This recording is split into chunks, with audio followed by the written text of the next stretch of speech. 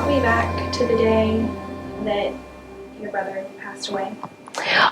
So it started, Joshua had a car accident. I remember it was a Tuesday night, and we live in Tupelo, and they called us and said, come to Starkville to the emergency room. Joshua's had an accident. He's broken his leg. So my brother was Joshua, Joshua Reed, and he passed away 2 years ago. And so how Angie and I came to know each other, we have a very special bond because Joshua was an organ donor and Angie was one of his recipients, donor recipients. Well, I developed NASH, and which is now non-alcoholic cirrhosis of the liver, and I was on a downhill slope. I was getting worse by the day, and didn't really know in the beginning that I needed a new liver, and 6 months later they told me I did. So toward the beginning of the week, Joshua had his surgery to correct the break in his leg, and surgery was very successful. The doctor said, in fact, it was flawless. And so we were very hopeful the next day that he would come off the vent, that he would make progress, and we'd go home after, some physical therapy, a short hospital stay, and he'd be fine. As things developed, he had a rare condition that we didn't know at the time called fatty embolism syndrome from the break, and so it caused some blood clots to develop, which went to his lungs and caused lots of respiratory distress, and eventually went to his brain to cause, distress there too. And so he spent a week in the ICU where we got to visit with him, but he was not alert at that time. So really that Tuesday night was the last time that I got to speak with him. So Joshua and I, growing up, were very, very close. You go through different stages of life, I guess, because we were brother, sister, playing together close, and then I went to college and he was still in high school, so our dynamic changed a little bit, and we were just to the point of where I had my husband and he had his serious girlfriend, so we would go out to dinner dates and we would go to Mississippi State football games. We were very, very close, and so our relationship was pretty special. Just having him, we were only 3 years apart, so. That Tuesday night, what did you guys talk about? Well, I'm a physical therapist, and so my question all day for my patients is, how much pain are you in? And so I remember Joshua talking about how much pain he was in, but even though he was in so much pain, he was still, smiling, laughing, making a joke or two, and we were talking about how he was a lineman, and so with a broken leg, that's kind of hard to climb a light pole. And so we were talking about how he would need lots of physical therapy to get back to doing his job. So, but those were some special moments that even though he was in a terrible situation, had a lot of pain, I still got to hug him and tell him I loved him and tell him that he was a fighter, and so that I cherish that was my last thing I got to tell him. The neurosurgeon came in and talked with us the next morning, and they said that he had taken a turn for the worse neurologically and that things were just not looking good. So it was kind of a roller coaster because he would make strides and then we'd go downhill a little bit. He'd make strides and then we'd go downhill. And honestly, the day that they told us that Joshua's brain function was no longer compatible with life, that morning I knew that wasn't where Joshua's story ended. And so if we couldn't have Joshua physically on earth, I wanted somehow his spirit to carry on. And Joshua was the most selfless person I know. And physically, if he couldn't do good things on earth anymore, I know that he would have wanted other people to benefit from his life. And so that's when we made the decision for him to be an organ donor. There were some hard days there where if you don't know anything about NASH, it's where you're walking around in like a drunken stupor, and people that you don't even know think that you're drunk. You don't think that you're drunk. You know that you're not drunk, but other people, your speech is slurred and all that kind of stuff that goes along with being an alcoholic. And I would just look at people, they'd say, have you been drinking, and I would say, no, I don't drink. What do you mean? There were some days, like I was telling Raychal, that I don't know how I made it home from work. There were some bad days there, and then some days would be okay. I was fine. Then there were some days that I couldn't even tell you my own name. And so it snuck up on me. I've never been sick a day in my life.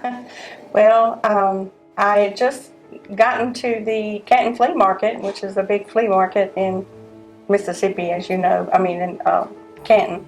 And I'd only been there maybe 30, 45 minutes, and I received the phone call. And if you know anything about Canton, with everything going on there with the flea market, you can't receive calls. A lot of people don't. And then I got the call, and so I answered it. It was a weird number, and I answered it, which I normally don't. And it was the hospital telling me that they were ready for me, and that I had a liver. And the only thing they could say was that my liver was young and healthy, and that's all the information I got.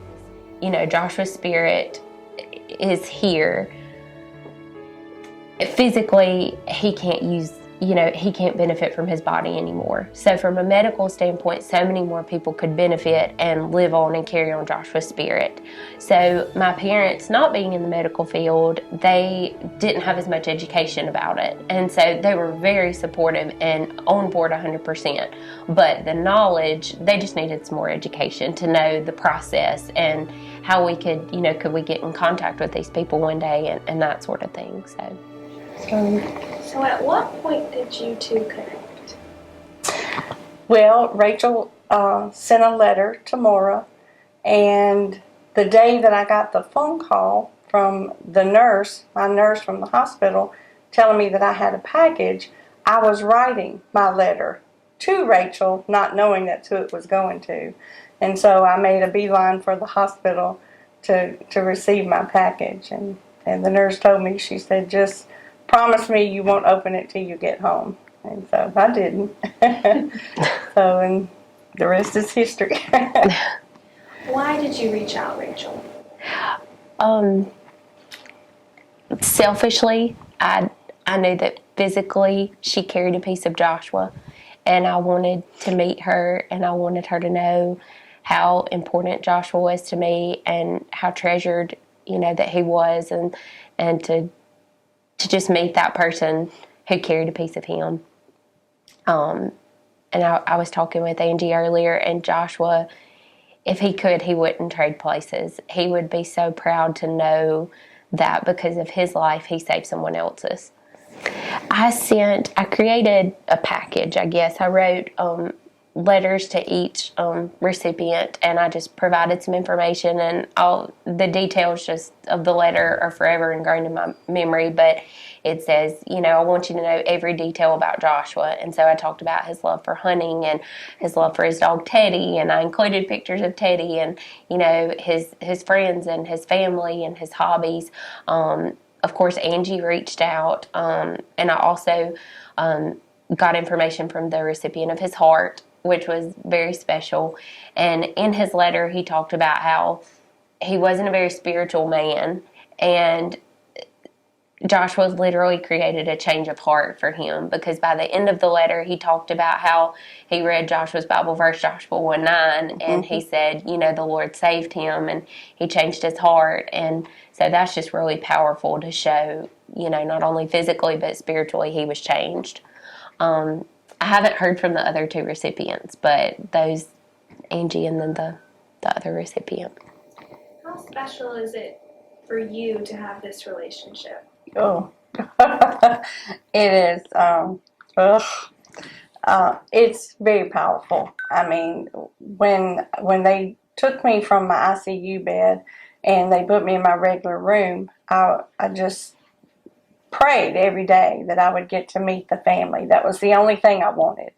And I wanted them to know how special, I'm blessed and I'm grateful. And I wanted them to know how Joshua saved me, and it's like I told Rachel a while ago, my new motto is Jesus and Josh. That's why I'm here, and it's, I just, when I met them, I couldn't have asked for a better family. And they're just very special to me and my girls and my whole family, my brothers, my sister. They just, they know what they mean to me. What about you? I remember the day that I met Angie. We hold a golf tournament each year in memory of Joshua, and Angie reached out and she said, I want to get some t-shirts. And I thought, okay, I don't know this lady. And come to find out, that's how we connected. Was, she wanted to buy some t-shirts for the golf tournament, and then we put all the pieces together of, wow, I have a deeper connection, much more than this. And so I remember that we had planned for her to come, and the golf tournament was starting, and I saw this person come around, and just instantly our eyes met, and I said, that's Angie. I know that's Angie. And so we just immediately hugged, and I don't think there was a dry in the place, but our relationship is just so special. She means so much to our family. Not only the connection she has with Joshua, but she's an incredible person. She's like our family. My girls, when we received our package, my girls, they're little PI agents, I guess, and they went through Facebook and everything trying to find Joshua and everything, and that's how we got connected on the page. And we saw the golf tournament thing, and I was like, we've got to have t-shirts. And my girls were like, yes, let's do it. So that's when I just texted her, because her ad in there, displaying the t-shirts and stuff, it was like anybody could get one. And I was like, I got to have one, And so anyway, that's how I reached out to her. And then I think I asked a couple of questions, and I was like, she's going to figure me out before we get a chance, before she gets a chance to receive my letter, So anyway, so that's how that happened. So I think definitely, like I said earlier, Joshua would absolutely, he would be so proud that he saved someone's life. And I just think that, somehow from a spiritual standpoint, that he knows, and he can, be with us and say, I'm still here, I'm still with you. And even for Angie to say, I carry him with me every day, because he made such an impact with 4 people's lives. Well, I talk to Joshua every day. I have his photo hanging in my office, and I carry his little ribbons from the first golf tournament, and I have one in my car, on my desk, and up at my front office, and it's just Joshua 1:9. It's always been my favorite Bible verse, and it's always been Joshua's. So we have a lot of little connections like that, and it just makes it even more special, to me. But there's not a day that goes by that I don't talk to him or ask him questions or, help me figure this out, that sort of thing. Because he truly is with me, and he's made a big impact on my life and my girl's life. It's just really special, very special. He's my hero. And just for somebody that's never experienced that, or somebody that may be watching, what is the process like? It's different for every family and every patient. But we, as a company, Mississippi Organ Recovery Agency, typically get involved when family brings up donation, when family makes the decision to withdraw life support, or there's brain death testing being ordered. So we evaluate each patient on a one-to-one basis based off their past medical history, what happened, where they are as far as labs, and like creatinine, kidney function. So it really depends on the function of injury and how that patient's doing in the course. And so we meet family in the middle of the tragedy, and really walk them through that process. Where my main job is to support the family, period. I do not bring up donation until it's appropriate and they're ready to hear that. In this situation, Raychal actually, she brought it up first to the hospital staff. I was already on site nearby. I'm commonly up here anyways, checking in the ICU and the ER, but and offering support to family, even if donation's not even a conversation sometimes. And the physician, the neurosurgeon that spoke to Raychal and her family that day, came to me and said that the sister, Raychal, had brought it up, and she was very adamant that, not to remove anything. And I remember her saying, like, if we have to move him to another hospital, like, whatever it takes for Joshua to give the gift of life to another person, like, we're ready for that. Like, let me have that chance. And so I met her in the moment, and it's you're meeting people, and I mean, they're probably one of their worst days ever, and so it's emotionally. Try not to cry. Emotionally, you get so involved with the family because you can only imagine being in their shoes, and if you imagine too far, it's hard to even talk or do your job. So it really depends on the family and the situation, but that's a opportunity. We want to make sure every family knows if they have that option to offer a gift to another person or change someone else's life, that they're given that opportunity and educated, as Raychal said. That is what I find is the commonality that the general public doesn't know about donation and how it works.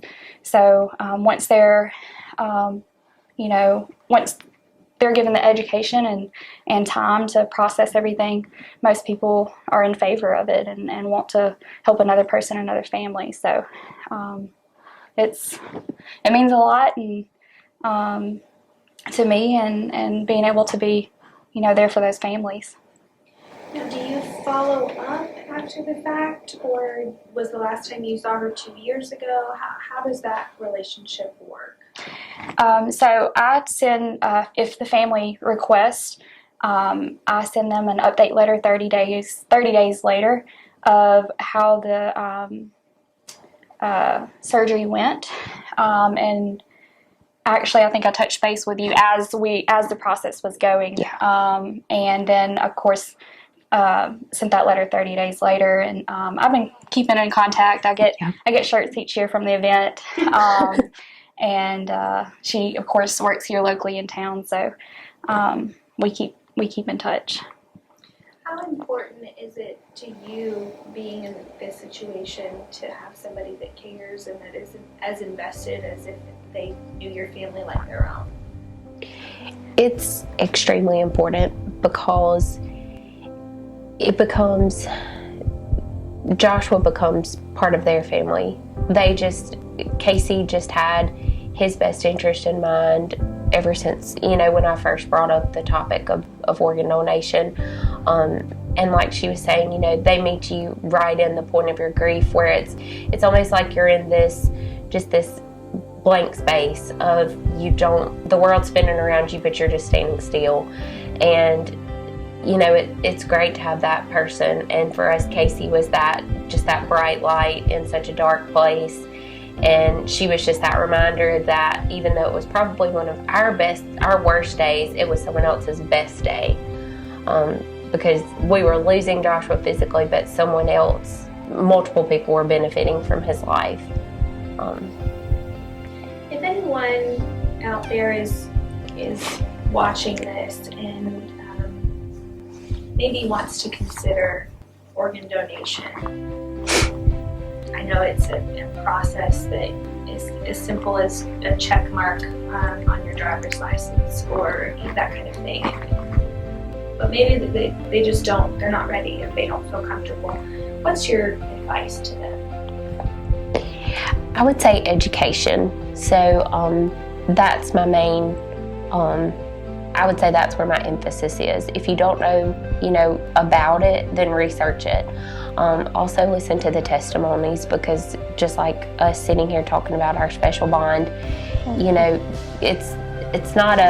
it is a medical based thing, but it's life changing from a spiritual standpoint. From, you just make those relationships, and selfishly you get to carry a piece of your loved one, because physically, our earthly body is only temporary, and so just make yourself aware of what you can do or what your loved ones could do to change another person's life, to save another person's life.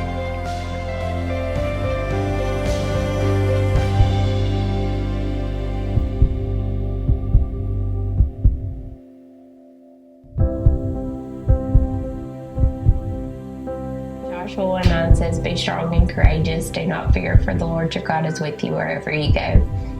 And not only is the Lord your God with you wherever you go, but I feel like Joshua's with me wherever I go too.